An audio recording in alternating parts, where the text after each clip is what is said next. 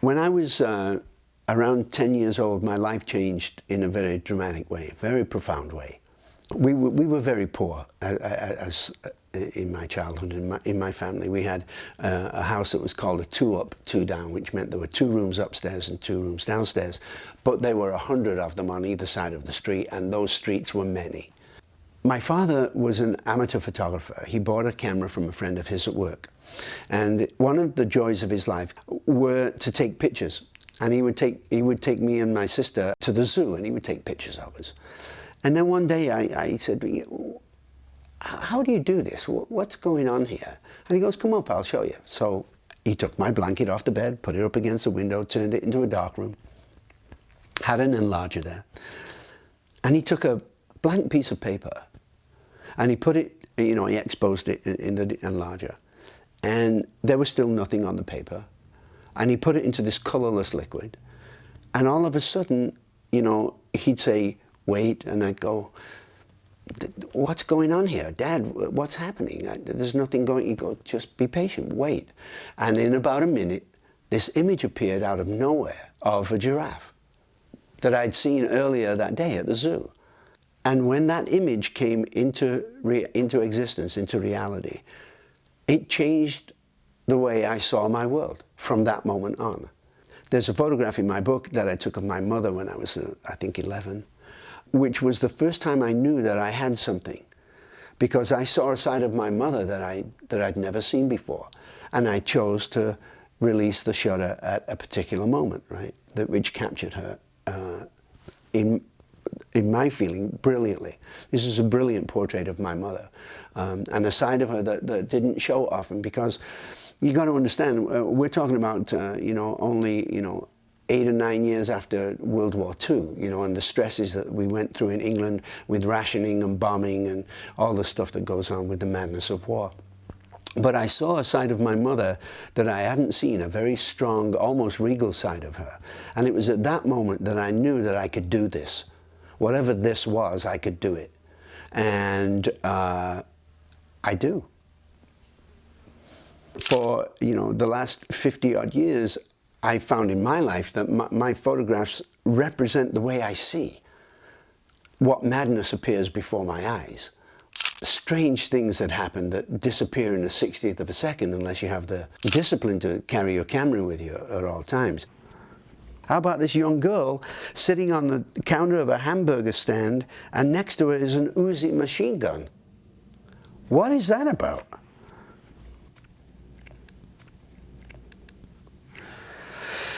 I'm telling you, the fact is so much stranger than fiction, I think.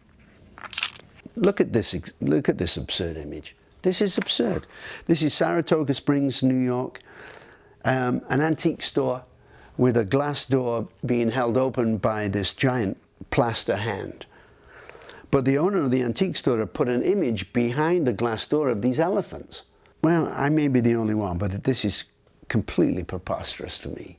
And I'm so glad I was there to take its image. This was taken in the corner of a auto body paint shop.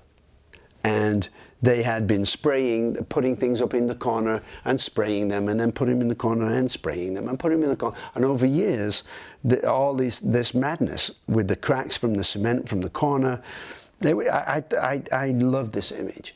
It works for me completely. I was very happy when I found this. This was just a paper towel that was wet and somebody had thrown it down. But it's not just a paper towel to me. It's almost like a Madonna. It's almost like a Jesus figure. It's some religious figure clothed in white, I love to see angels in garbage.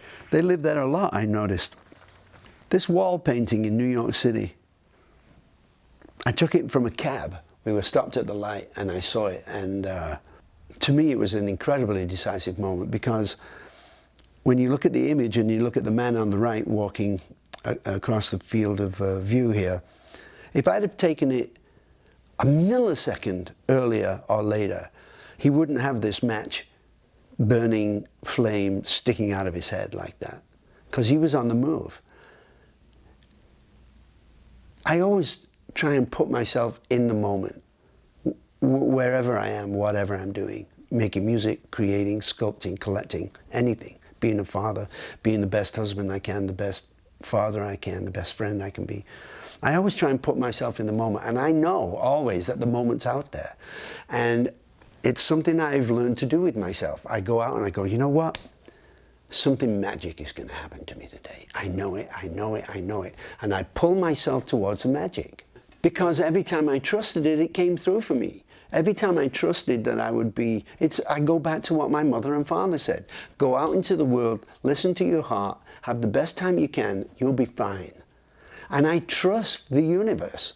I trust it to take care of me. I trust it to put myself in the moment, to show me things that and reveal things to me. I trust the universe with all my heart and soul. So why shouldn't it be nice to me?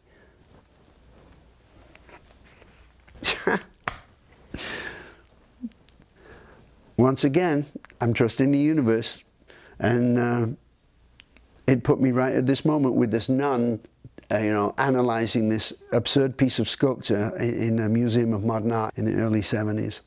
I didn't have the courage to go up and ask her what she was writing about. What, as a nun, and as a religious person, what she saw in this sculpting. You have to have balls. You have to have great courage to take someone's image. I know because I'm always being photographed as a musician, and it's uncomfortable for me because the instant I know and I can feel somebody over here with a camera, all of a sudden I want to look cool, I want to put my best side forward, I want to be like James Dean, all that stupid ego stuff. Being on the other side of the camera is really, you have to have a lot of courage, to intrude into people's lives like I'm doing here. But I have no choice. This portrait of my friend Crosby sitting alone in a crude dressing room of a sports arena during a show. I saw him there with the towels and the chairs and the jackets on the back of the chairs, and him alone, and he looked so lonely to me. He looked so depressed and so... He was going through a hard time, and I think I captured him at a decisive moment in that time period of David's life, which was pretty brutal. This image of this elderly lady looking in the window of Van Cleef & Arpels in Beverly Hills is interesting, because obviously right next to her is this homeless person begging for money, and she never saw him. But the juxtaposition of somebody homeless lying on the floor with somebody looking enviously in the window at massive jewels was a profound moment for me. Raymond Foy in Allen Ginsberg's kitchen. The woman looking at the calendar to his left. I really like the way her collar shape echoes the shape of the shadow of the clothes pegs. Everything's got to work for an image to work for me. I see so easily, he didn't quite get it, or I didn't quite get it. I know, and it's only my opinion, obviously, but I know when a shot is there and when it's not. Sometimes the images are startling. There are images that I've taken of my friends that you'll never see because they're so startlingly true, and the moment is usually an ugly one. And I don't want people to see the ugly side of life. I like to see the positive side. I'm a little naive that way, but it's stood me in good stead all these years, and I'll continue along my path. I only want to know what works for me. Okay. So I don't ask them. I just do what it is I do, and I make my choices based on how I feel and whether the image works, whether I got it or whether I didn't get it. If I didn't get it, you'll never see it. It's like a song, If I write a song for David and Stephen O'Neill and they don't say anything, you'll never hear that song again. But if I write a song and they go, in the chorus we could, I've got a solo for this one, now I know that we're talking, right? It's the same with images. With my music, of course, I'm much more interested in being a member of a band You know, I like friends. I like people that have a similar vision to me. I like the interaction on stage. I like somebody saying, you know, if you said this instead of that, or if you went this way, woo, instead of that way, woo, my music becomes better. I'm very open-minded about that.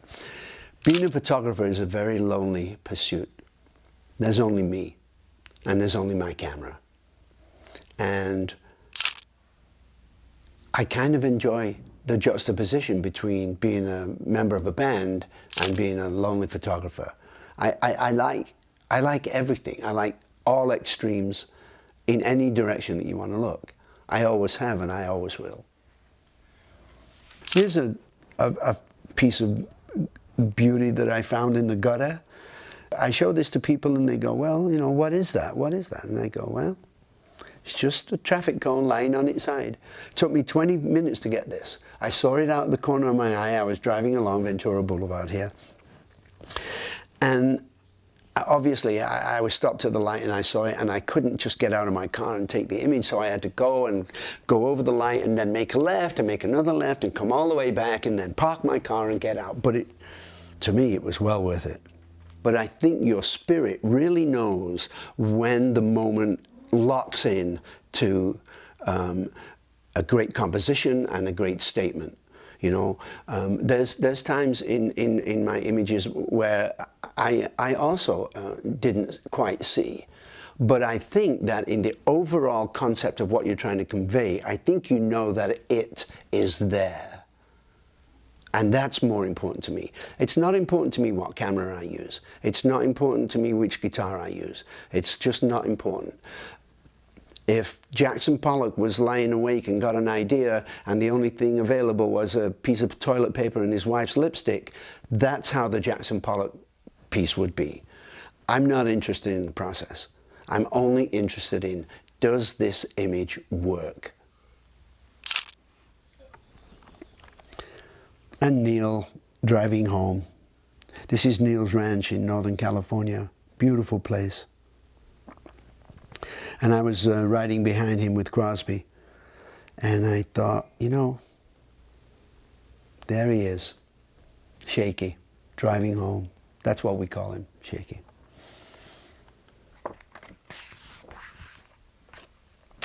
There's another shot. Neil had no idea I was taking it. And I love this image of Stephen. And he's also, you know, it almost looks, his hands almost look like a fluttering bird to me.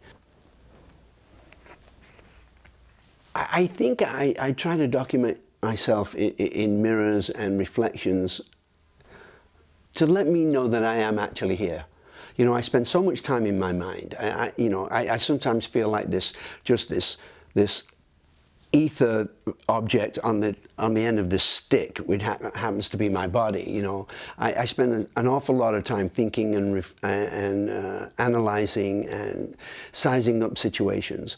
And I think the process of photographing myself in mirrors and reflections is to justify the fact that I actually do exist. And it never became a theme until many years later, when you figured you've got, you know, 10 or 20 of these images that then become a theme. You know, here's an image of me taken in a reflective garbage can that was in the Teatro Hotel in Denver, Colorado. About 5 minutes after I had received a phone call from my friend Barry Ullman, who said, "You better turn on your television, your life has just changed." And it was the 9/11 day. It was the towers falling down. I wanted to document myself at that moment for some reason, for whatever reason. It's an interesting self-portrait. This picture of Joni Mitchell listening to music is one of my favorites. It's actually, she's in the back of the car. This is in the rearview mirror. And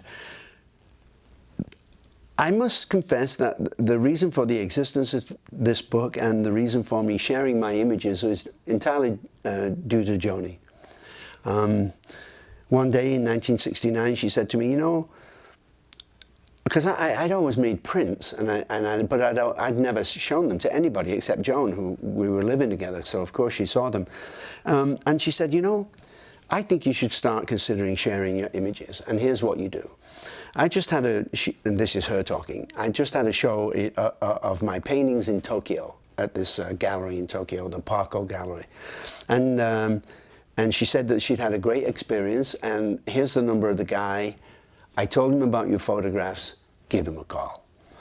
So, you know, do I want to do this? Do I want to, you know, start an entire another scene in my life? But I trusted her. I trust Joan. So I called the guy, and he said, you know, send me half a dozen images and that you think are representational of what you do, and let's see. So I sent them, and he came back with glowing, you know, praise about the images, and we were off and running. And now I'm forced now to make prints and choose images and do all that kind of stuff that you've got to do for a show. But I must confess that if Joni hadn't prodded me to do it, I probably wouldn't be here today as this kind of a photographer. This picture that I call The Man Jan Sees, it's my portrait of David. Shot in Sag Harbor in 1969. I was across the room. I had a telephoto lens on. He had no idea that I was there, taking his image. I caught him at a moment of introspection, and he looks beautiful. This is probably my favorite image of Crosby. I got it. I got him. There he is. That's part of the friend that I love. My first 3 years of shooting in the United States were lost. A friend of mine was doing a book on Joan and said, I know you have a lot of photographs of Joan because you've been living together for these couple of years. Would you send me the images? I'm making a book on Joni.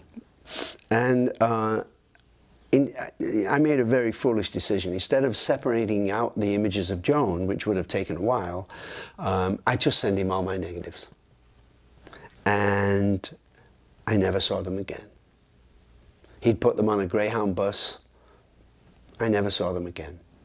What I did have was proof sheets. And one day, a friend of mine, David Coons, brilliant man, brilliant, actually got an Oscar for writing the software that did the ballroom scene in Beauty and the Beast. He's a brilliant man. And I had a box of proof sheets, you know, the Kodak box about 4 inches deep, 8 by 10 kind of thing. And he said, I was telling him the story and how upset I was as an artist to have lost all my work. And he said, well, you know, you've got these proof sheets here. I can help you here. Do you have a favorite image? And this image of Crosby was this big. It's a proof sheet, right? I said, well, I loved this one of David. He said, would you give me the proof sheet? And I went, well, you know, am I going to lose my proof sheets now? And, you know, he said, no, fine. A week later, he came back with a 24 by 30 print of David Crosby that knocked me on my ass. It was beautiful. It had quality. It was on real paper. It was something I wanted to hold. It was something you could put in a museum. It was, you know, great. And I said, wow, first of all, I didn't know you had a darkroom that could make an image this big. He goes, it's not a photograph. I said, of course it's a photograph. I took it. He goes, no, no, no. This is an inkjet print. And I said, what's an inkjet print? He said, well, it's this machine from Iris Graphics that sprays ink on the paper. And I'm going, wait a second, are you telling me that what I'm holding is not a photograph? He said, it's not a photograph. It was done on a machine. And that's how Nash Editions started. This image of Crosby was the very first one that we printed because I was so knocked out by the scan of the image from a proof sheet this big that David Coons had made. This image changed my life, as this man changed my life.